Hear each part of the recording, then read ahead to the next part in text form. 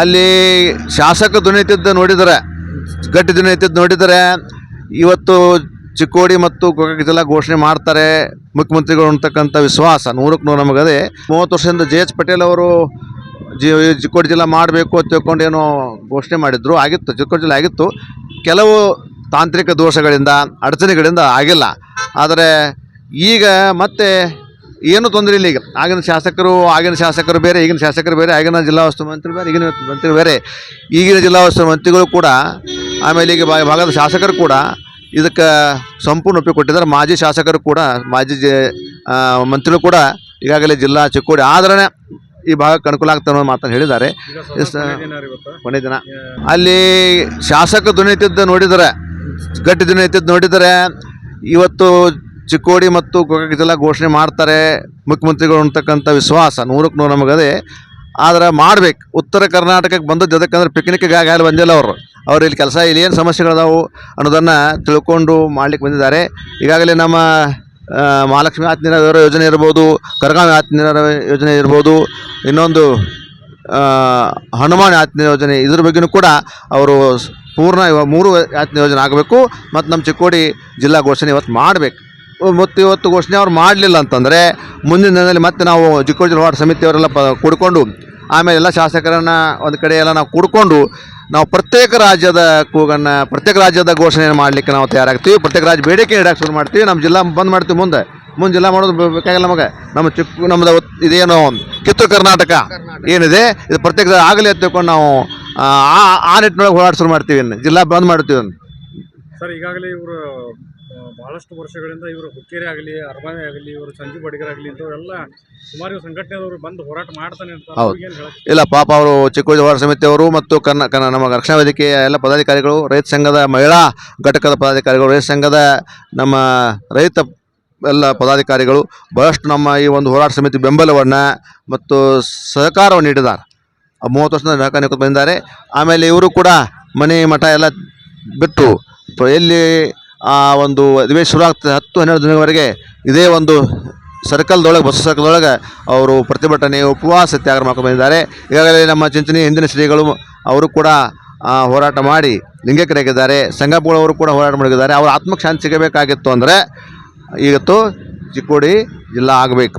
ಆಗಲಿಲ್ಲ ಅಂತಂದರೆ ನಾವು ಮುಂದೆ ಈ ಭಾಗದ ಶಾಸಕರನ್ನು ಕರ್ಕೊಂಡು, ಮಾಜಿ ಶಾಸಕ ಕರ್ಕೊಂಡು, ಆಮೇಲೆ ಈ ನಮ್ಮ ಹೋರಾಟ ಸಮಿತಿ ಕರ್ಕೊಂಡು ಪ್ರತ್ಯೇಕ ರಾಜ್ಯದ ಬೇಡಿಕೆಯನ್ನು ನಾವು ಸರ್ಕಾರ ಮುಂದೆ ಇಡಲಿಕ್ಕೆ ಪ್ರಯತ್ನ ಮಾಡ್ತೀವಿ. ಯಾಕಂದ್ರೆ ಇವ್ರಿಗೆ ಈ ನಮ್ಮ ಭಾಗದ ಜನಪ್ರತಿನಿಧಿಗಳಿಗೆ ಇಚ್ಛಾಶಕ್ತಿ ಕೊರತೆ ಅಂತ ಹೇಳ್ಬೋದು. ಅವರ ಪ್ರತಿಷ್ಠೆ, ಅವರ ಸ್ವಾರ್ಥ, ಅದಕ್ಕಾಗಿ ಇಲ್ಲಿ ಹೋರಾಟಗಾರರಿಗೆ ಭೇಟಿ ಕೊಟ್ಟಿಲ್ಲ. ಅದಕ್ಕೆ ಇದನ್ನು ನಾವು ಖಂಡಿಸ್ತೀವಿ. ಇದೇ ರೀತಿ ಮುಂದೊಂದು ಅವರ ಧೋರಣೆ ಮುಂದುವರಿಯುತ್ತದೆ. ಅವ್ರ ವಿರುದ್ಧಾಗಿ ನಾವು ಹೋರಾಟ ಮಾಡೋಕ್ಕೆ ಸಿದ್ಧವಾಗಿದ್ದೀವಿ. ಚಿಕ್ಕೋಡಿ ಜಿಲ್ಲಾ ಯಾಕೆ ಮಾಡ್ರಿ ಅಂತ ನಾವು ಯಾಕೆ ಮಾಡ್ರಿ ಅಂತ ಹೇಳ್ತೀವಿ ಅಂದ್ರೆ, ಚಿಕ್ಕೋಡಿ ಭಾಗ ಗಡಿ ಭಾಗ ಜೊತೆಗೆ ಮಡ್ಡಿ ಪ್ರದೇಶ.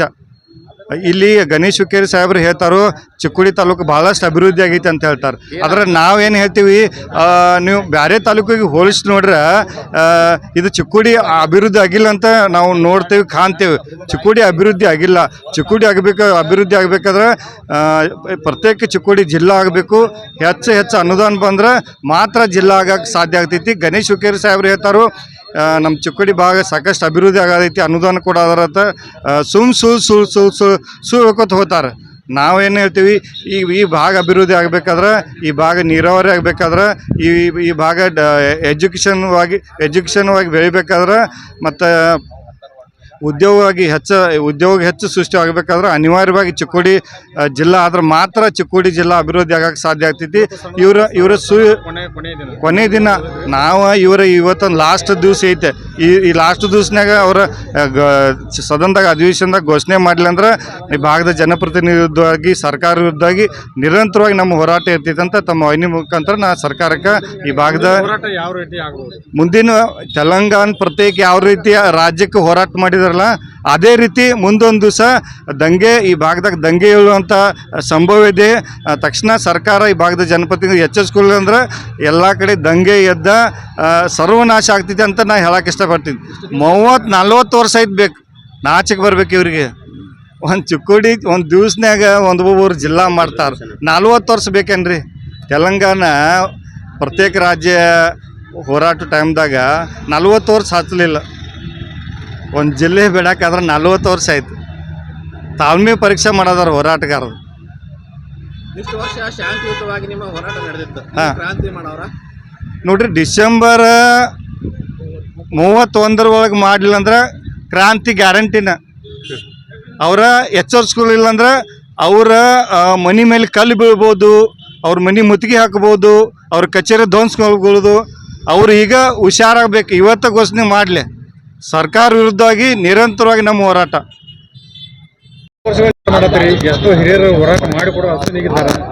ಆದರೂ ಕೂಡ ಇಷ್ಟು ವರ್ಷದಾಗ ಇನ್ನೂವರೆಗೆ ಯಾಕೆ ಅವ್ರು ಜಿಲ್ಲಾ ಮಾಡಕ್ಕೆ ಹಿಂದಿದ್ದಾರೆ? ಅವ್ರಿಗೆ ಏನು ಪ್ರಾಬ್ಲಮ್ ಐತಿ? ಅವ್ರು ಯಾಕೆ ಮಾಡೋದಿಲ್ಲ? ಒಂದು ಸ್ವಲ್ಪ ನಿಮ್ಮಿಂದ ನೀವು ಕೇಳಬೇಕಾಗಿತ್ತು. ಈಗ ಪ್ರಾಬ್ಲಮ್ ಯಾರಿಗೈತಪ್ಪ ಅಂದ್ರೆ ಪಬ್ಲಿಕ್ಗೆ ಪ್ರಾಬ್ಲಮ್ ಐತಿ, ಸಾರ್ವಜನಿಕರಿಗೆ ಪ್ರಾಬ್ಲಮ್ ಐತಿ, ಓಟ್ ಹಾಕೋರಿಗೆ ಪ್ರಾಬ್ಲಮ್ ಐತಿ, ತೆರಿಗೆ ತುಂಬೋರಿಗೆ ಪ್ರಾಬ್ಲಮ್ ಐತಿ. ಅಲ್ಲಿ ಕೂತು ಭತ್ತ ತಗೋತಾರಲ್ಲ ಅಲ್ಲಿ ಯಾರಿಗೂ ಏನು ಬೇಕಾದಂತ ಒಂದು 10 ಮಿನಿಟ್ದಾಗ ಪಗಾರ ಡಬಲ್ ಮಾಡ್ಕೋತಾರೆ. ಆದ್ರೆ ಈ ಉತ್ತರ ಕರ್ನಾಟಕದವ್ರು ಏನು ಪ್ರಾಬ್ಲಮ್ ಐತಿ ಅದು ಕೇಳೋರು ಯಾರೇ ಇಲ್ಲಾಗಿದ್ದಾರೆ. ಅಲ್ಲಿ ಎತ್ತಬೇಕಾದ್ರೆ ಎತ್ತಬೇಕು. ಜನಪ್ರತಿನಿಧಿಗಳಿಗೆ ಇಚ್ಛಾಶಕ್ತಿ ಕೊರತೆ ಐತಿ. ನೀವು ದಕ್ಷಿಣ ಉತ್ತರ ನೋಡ್ರಿ, ನೀವು ಮಾಧ್ಯಮದವ್ರನ್ನ ನೀವು ಪ್ರಯತ್ನ ಮಾಡ್ರಿ ನೋಡಾಕ. ಈಗ ದಕ್ಷಿಣದೊಳಗೆ ರೀ 10 ಲಕ್ಷ ಜನಸಂಖ್ಯಾಕ ಒಂದು ಜಿಲ್ಲಾ ಕೊಟ್ಟಿದ್ದಾರೆ. ಅಂದ್ರೆ ಒಂದು ಮನ್ಯಾಗ 10 ಲಕ್ಷ ಜನ ಇದ್ದಾರು. ನಮ್ಮ ಉತ್ತರ ಕರ್ನಾಟಕದಾಗ ನಮ್ಮ ಬೆಳಗಾವಿ ಜಿಲ್ಲೆ 50 ಲಕ್ಷ ಜನಸಂಖ್ಯೆ ಐತಿ. 50 ಲಕ್ಷ ಜನಸಂಖ್ಯೆಗ ಒಂದು ಮನೆ. ಅಂದ್ರೆ ನಾವೇನು ಕುರಿಗಳೇನು ಇಲ್ಲಿ ಕಡೆ ಉತ್ತರ ಕರ್ನಾಟಕದವ್ರು ಇದನ್ನು ಪ್ರಶ್ನೆ ಮಾಡಬೇಕಾದದ್ದು ಜನಪ್ರತಿನಿಧಿಗಳು ಜೋರಾಗಿ ಪ್ರಶ್ನೆ ಮಾಡೋಂಗಿಲ್ಲ. ನಮಗೆ ಬೇಕಂತ ಅಲ್ಲಿ ಹಠ ಹಿಡಿಯಂಗಿಲ್ಲ.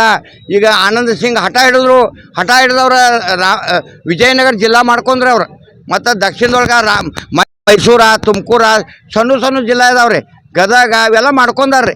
ಉತ್ತರದವ್ರಿಗೆ ಏನಿಲ್ಲ. ಉತ್ತರದವ್ರ ಸೀಮಿತ ಆಗಿದ್ದಾರೆ ಎರಡೇ ಕೆಲಸಕ್ಕೆ, ಒಂದು ತೆರಿಗೆ ಒಂದು ಓಟ್ ಹಾಕೋದು, ಒಂದು ತೆರಿಗೆ ತುಂಬೋದು, ಓಟ್ ಹಾಕೋದು. ಉತ್ತರದ ಪರಿಸ್ಥಿತಿ ಹೆಂಗೈತಿ ರೀ? ಬಸ್ ಸ್ಟ್ಯಾಂಡ್ ಐತಿ, ಬಸ್ ಇಲ್ಲ, ಆಸ್ಪತ್ರೆ ಐತಿ, ಡಾಕ್ಟರ್ ಇಲ್ಲ, ಶಾಲಾ ಕಾಲೇಜುಗಳಿದಾವು, ಮಾಸ್ತರ್ಗಳಿಲ್ಲ. ಈ ನಮ್ಮನೆ ಉತ್ತರ ಕರ್ನಾಟಕದ ಪರಿಸ್ಥಿತಿ ಐತಿ. ಮತ್ತು ನೀವು ಎಲ್ಲಿ ಇದೆ ನಮ್ಮ ಗಡಿ ಭಾಗದಾಗ ಹೋಗ್ರಿ, ಈಗ ಮಹಾರಾಷ್ಟ್ರ ಆಗಲಿ ಗೋವಾದಾಗ ಆಗಲಿ, ಅಲ್ಲಿ ಹೋಗಿ ನೀವು ಲೇಬರ್ಗಳು ಕೇಳ್ರಿ, ನೀವು ಎಲ್ಲವ್ರಿ ಅದು ಕರ್ನಾಟಕದವ್ರಿ ಅಂತ ಹೇಳ್ತಾರೆ. ಕರ್ನಾಟಕದ ಎಲ್ಲಿಂದ ಬಂದಿರಿಪ್ಪ ಅಂತಂದ್ರೆ ಅವ್ರು ಬಿಜಾಪುರ, ಗುಲ್ಬರ್ಗ, ಬೆಳಗಾವಿ ಹೇಳ್ತಿರ್ತಾರೆ. ಅವ್ರು ಬಾಗಲಕೋಟ ಅವ್ರ ಹೆಂಗೈತ್ರಿ? ಉತ್ತರ ಕರ್ನಾಟಕದವ್ರು ಬೆಳೆಯೋದವ್ರಿಗೆ ಸಹನ ಆಗೋದಿಲ್ಲ ದಕ್ಷಿಣದವ್ರಿಗೆ.